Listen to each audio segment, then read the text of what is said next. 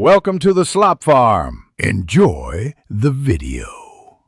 You start by signing into YouTube Studio with the channel that owns the video.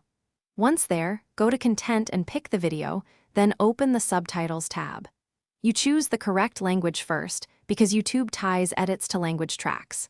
Now click Edit or Add Subtitles to enter the editor.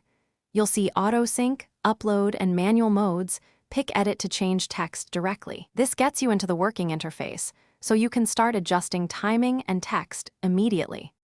You're in the editor. Focus on clarity and sync.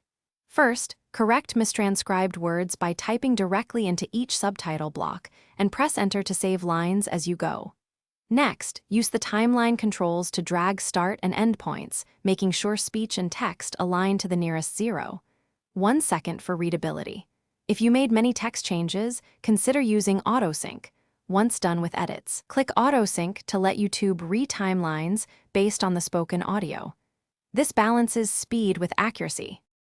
You're at the finish line. Review the whole video with subtitles on to catch overlaps or missed captions.